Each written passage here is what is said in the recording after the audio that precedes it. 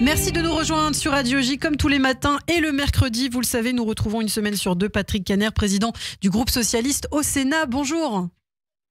Bonjour Ilana. Merci d'être avec nous cette semaine. Alors Patrick, le 10 avril prochain, vous allez défendre au Sénat une proposition de loi pour développer le service civique. Alors pourquoi c'est un enjeu important pour vous ? Alors, service civique, c'est une mesure qui a été créée en 2010 sous le gouvernement de Nicolas Sarkozy. C'était Martin Hirsch qui portait cette mesure. L'idée, c'était de favoriser l'engagement. Quelques milliers de jeunes ont réussi à le faire à l'époque. François Hollande arrive au pouvoir en 2012. Il est intéressé par la mesure. Il estime que la notion d'engagement pour les jeunes est importante.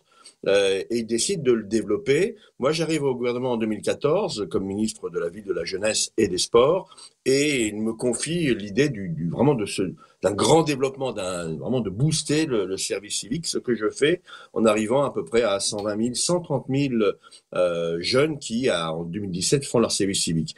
Donc, c'est une belle mesure qui, aujourd'hui, a touché environ 800 000 jeunes depuis sa création. Et puis, j'ai pu voir comment le service civique était finalement un levier d'intégration pour les jeunes, une école de la citoyenneté pour parfois des jeunes qui étaient non pas en perdition, mais un petit peu en décalage par rapport aux grands principes de la société. Donc c'est aussi un service civique qui permet d'avoir des avantages.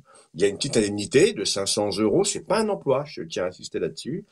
Donc 500 € d'indemnité, le droit à la retraite pendant le temps passé, c'est-à-dire environ 7 à 8 mois, et ça permet aussi, je crois, de montrer que la jeunesse peut être utile dans une logique d'intégration, d'engagement, et c'est une belle mesure que malheureusement le président Macron actuel a considérée comme non prioritaire. Alors justement, vous parlez d'Emmanuel Macron. Emmanuel Macron, le président de la République, qui préfère lui mettre en avant le fameux SNU, le service national universel. Qu'est-ce que vous pensez de ce dispositif ? Alors, le SNU, c'est vrai que ça a été la mesure phare annoncée dans l'élection 2017 pour les jeunes. Toute une classe d'âge devait faire le service national universel. Une classe d'âge, je vous rappelle, pour nos auditeurs, c'est 800 000 jeunes. 800 000 jeunes. Donc, aujourd'hui, ça mobilise beaucoup de moyens humains, financiers, ça coûte de l'argent, parce que le contrat donc du SNU, ce qu'on appelle ce séjour d'intégration, de cohésion, ne dure que 12 jours et ça coûte 2000 jeunes par séjour. 2000 jeunes, soit près de 170 € par jour et par jeune. Donc on peut se poser la question quand même sur le coût que ça représente et surtout sur l'efficacité. Il y a l'année dernière que 40 000 jeunes qui ont fait leur SNU sur 60 000 prévus. Voilà. Et malgré cela, on continue à augmenter le budget du SNU. C'est un peu de l'argent jeté par les fenêtres, hein, moi je vous cache pas. Et surtout, ça ne règle pas les questions de mixité sociale, puisque ce sont toujours les mêmes catégories sociales qui s'y retrouvent, des enfants d'enseignants, des enfants de gendarmes, des enfants de policiers, Oui. Des enfants de militaires, beaucoup aussi. Donc l'objectif n'est pour moi pas atteint. Alors concrètement, pour terminer, Patrick Caner, quel est l'objectif de votre proposition de loi ? Alors c'est une proposition de loi qui vise à développer le service civique auprès de tous ceux qui le demandent.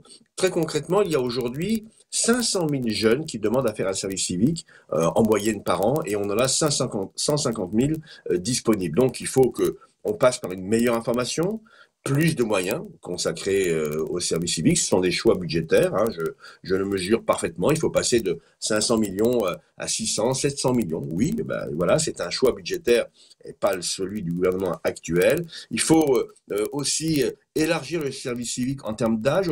Aujourd'hui, c'est 25 ans maximum pour faire un service civique et 30 ans pour les personnes en handicap. Il faudrait développer cette mesure d'âge. Et il faut aussi que les conditions financières soient un peu plus attrayantes. Ça me paraît important et je propose des mesures notamment de valorisation autour du thème de l'apprentissage.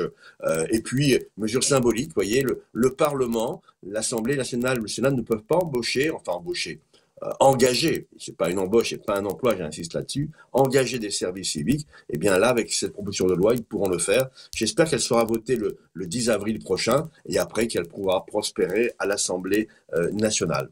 Eh bien, merci beaucoup. Merci pour toutes ces précisions, Patrick Cagnard. Merci d'avoir été avec nous ce matin sur Radio J. Je le rappelle, vous êtes président du groupe socialiste au Sénat. On vous retrouve le mercredi, une semaine sur deux, également en podcast sur notre site internet radioj.fr, également en vidéo sur notre chaîne YouTube. Merci beaucoup, Patrick, et à très bientôt. Radio J, le 6-9, Ilana Ferradian.